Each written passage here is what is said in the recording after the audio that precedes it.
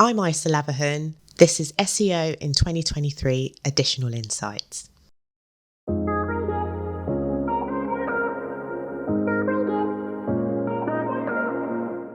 Isa, what's your additional insight for SEO in 2023?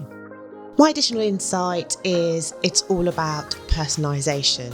Now, what I mean by that, obviously it's quite a broad term, isn't it? But I think it's something as SEOs we really need to be thinking about this year. Personalisation goes under like a sort of an arc, and there's under that it's like an umbrella of key things we need to be thinking about. So obviously relevancy, we always talk about relevancy, but I think sometimes we kind of hone in on the sort of relevancy that sort of Google wants, or, you know, Google experts are talking about, but actually we really need to think about relevancy from a customer centric point of view. Also, we really need to be thinking about like inclusivity and diversity. And what I mean by that is obviously like from a content and outreach perspective, which is sort of my expertise and where sort of what I look at a lot.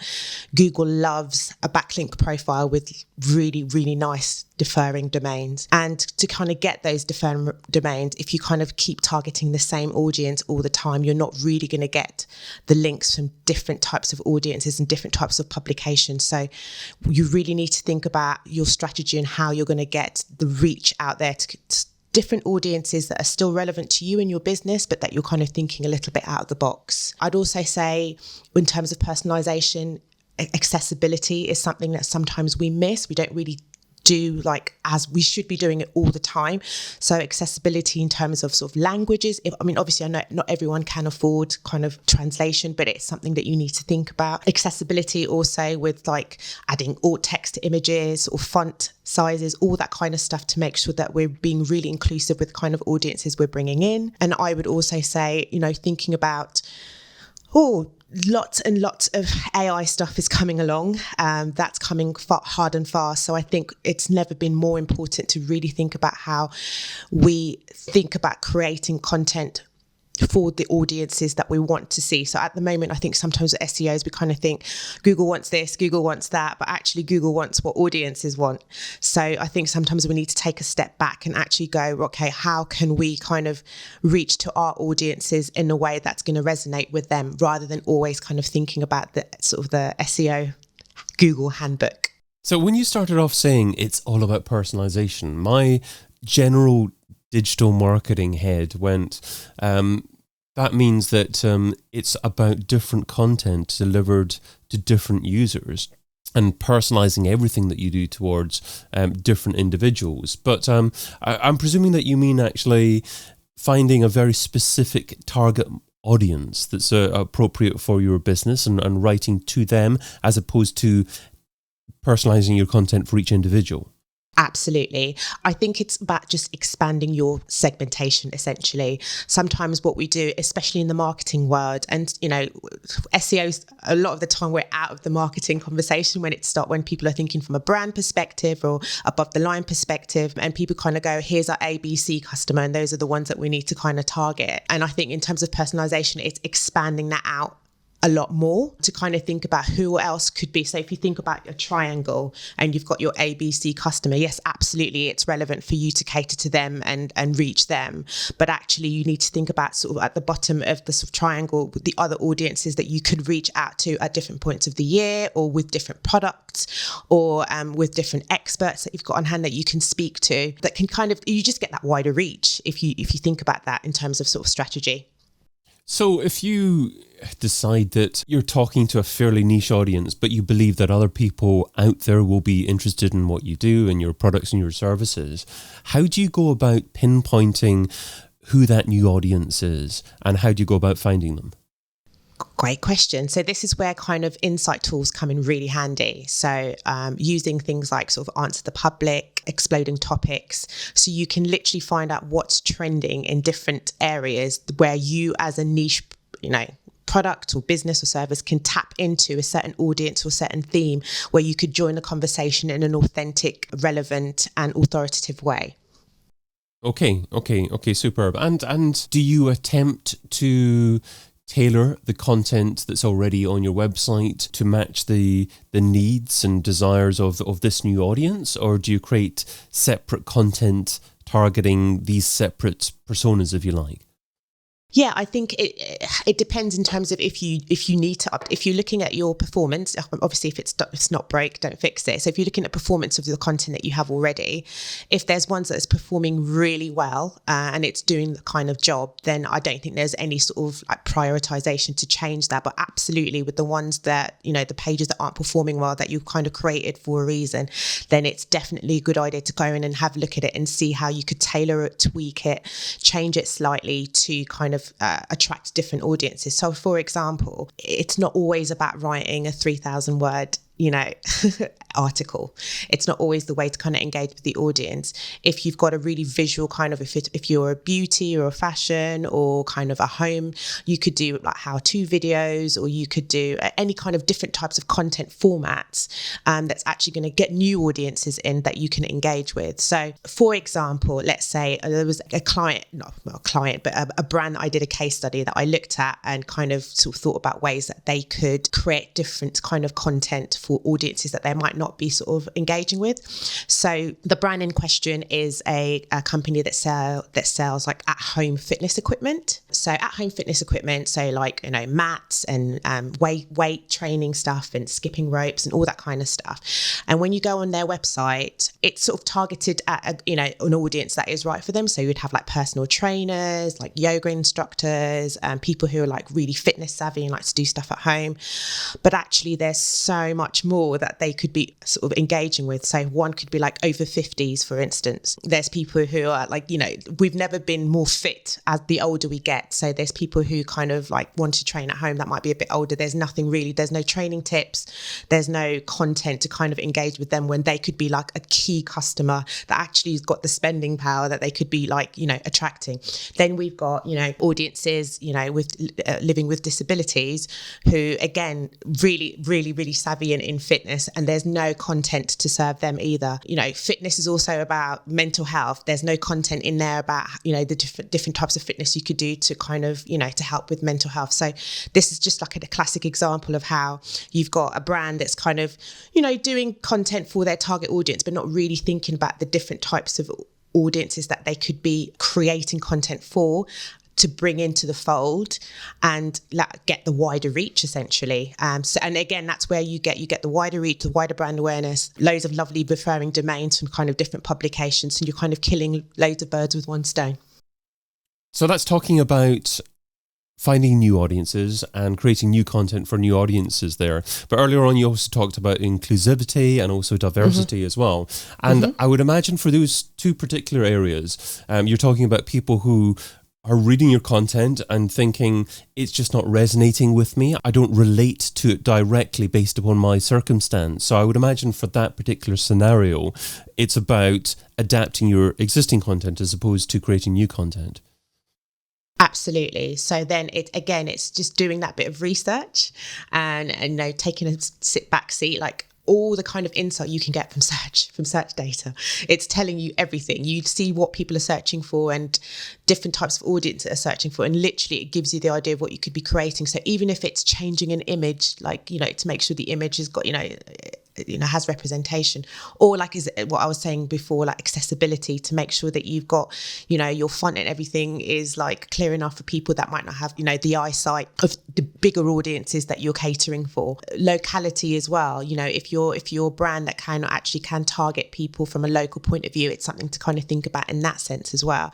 So again, with what I was saying, my main point was sort of that, you know, referring domains and backlink profiles. Google loves when different audiences are kind of pointing to you, saying these guys know what they're talking about, but that completely relates to me, because they're kind of saying something in a way that resonates with me, and it's telling Google like, wow, these guys really know their stuff, because it's coming from different audiences, sort of saying, yeah, these guys are, you know, are good. They know what they're talking about. Okay, so I must go back to your point there. You're saying Google love when you've got these unique domains pointing to you. How do you get links? So are you a fan of doing outreach? Is there a certain style of content that you're good at producing that naturally produce links? Yes, well, I'm a digi-PR girl, as they say, digital PR, which I suppose it's kind of, you know, one would say one of the hardest kind of link building kind of tactics, but I think it's got longevity because it's a kind of brand awareness tactic at the same time. So in terms of getting links, it's kind of using your eats, using all your expertise. So if you've got, experts in-house, you make them famous essentially. So if there's any kind of topics being talked about, so like one of the clients I have, they sell B2B cybersecurity. So for instance, which, day to day might not be, the thing that's talked about all the time, but actually they're really, really going to be at the forefront now because everyone's talking about AI. So they can come in and kind of say, right, these are experts in this, they talk about fraud prevention. So they could come forward and really answer some questions about, how we need to be tackling fraud prevention with AI coming in. So that's like an example of using experts. Another one would be like using your customer data.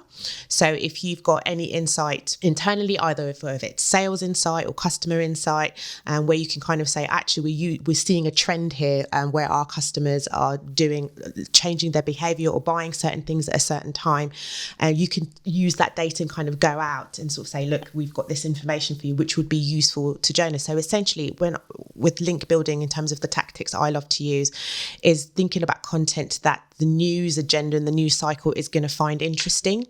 Because once you've got that and you've banked that, it's kind of the gift that keeps on giving, because then you can always go forward with that as a brand, as a business, as a service, to kind of offer them different stories, different angles, different expertise to then get, the coverage.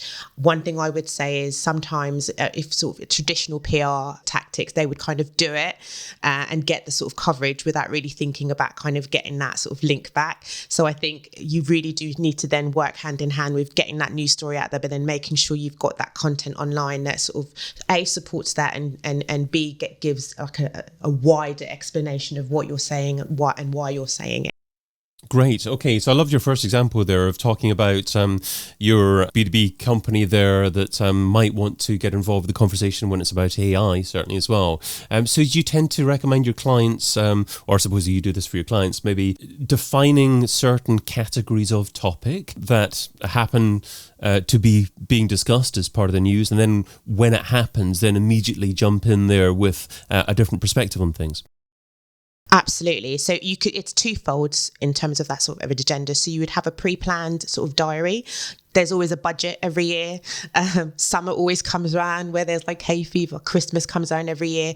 So you then kind of, if you pre-plan that diary and you work out where your sort of expertise feeds in, then you can prep all that content ready out there, literally ready to go to kind of offer commentary. And then in the second fold, it is kind of that sort of reactive newsjacking stuff. There could be something that comes up that's, really all over the news. Like for instance, we've got someone who's got has got a speeding fine, for instance. That's something that's all over the news. So any car insurance or car kind of brands really need to be jumping on that news cycle and coming up with loads and loads of different tips on, how to avoid speeding and what all the steps that you should take. And these are the options for you. So this is, again, how you can kind of jump on any kind of news agenda going on, because it's topical. That's what people are going to be wanting to talk about. So you essentially have your proactive content planned, and then you have your reactive content. That something's going to come up any minute, and then you need to think on your feet and sort of see how you could use your clients or your brand or your service in the best way to join in the conversation as quickly as possible. So you've shared what SEO should be doing in 2023. Now let's talk about what SEO shouldn't be doing. So what's something that's seductive in terms of time, but ultimately counterproductive? What's something that SEOs shouldn't be doing in 2023? I mean, this might be controversial. I don't know. But I know people are still onto we must do like 3,000 words on a page. Like I disagree. I think long form content, absolutely. Yes. When it's needed, it is absolutely something you should do. But sometimes people do it and you're kind of, it is a waste of resource because it's not, sometimes I've seen a situation where a page is ranking higher that's got less content on it. So it's not always about like the volume of content you have on a page. Sometimes it's about getting the point across, making sure you're answering the query as quickly as possible, making sure that when the user comes on, they're not sort of overwhelmed by the type of content that you have. It all needs to be sort of formatted in a digestible way, and it's not always about writing sort of 3,000 words on a page. And that's what I think personally that SEO shouldn't be doing. But it's probably controversial because I think maybe some people might disagree. But yeah, that's my kind of, you don't always need to write loads and loads of content on a page. It's not always going to get you. Oh, certainly a very pertinent point, because with ChatGPT, with AI, with content generation, it's very tempting, isn't it, just to create as much content as quickly as possible, but it's not necessarily the right thing to do. Exactly. And actually, this was the case in a training session I did last week for a client. And we looked at a backlink profile, and there was one page where we were looking at the top 5 positions of the sort of a page for a certain term. And the client in question had the singing, dancing, all bells and everything page with loads and loads of content on it, loads and loads of it's like scroll. And then the page that ranked number 1 was like a really simple, like literally about 3 or 4 paragraphs, and kind of talked to the team that I was sort of training. And I was like, why do you guys think, that this page is ranking number 1 and your client is ranking like number 9? And they were like, they were sort of like, didn't really want to say because, they kind of, quite a junior team, but they sort of had it on the money. Just said that when someone goes on their client page, even though it's like singing and dancing, it's overwhelming, and the topic is quite complicated. So any kind of user that would go on would sort of look at it and go, oh, and I'm out. I can't understand what this is. I don't understand. I don't even know how to get into this, because this is where people are sort of creating for Google, but actually we should be creating for the user, because that's what Google wants. So I think it's really important to think about things like that when kind of that sort of content creation. It's not always about having loads and loads of text on a page. It's really thinking about how your customers like to consume content. What's the best performing content isn't always the one that's got the longest kind of, word count, and just, making everything customer centric and personalized, as I was saying before. Isa Lavahun is an independent digital strategist, and you can find her over at digiprcomms.com. Isa, thanks so much for adding your additional insight to SEO in 2023. No problem. Thanks for having me.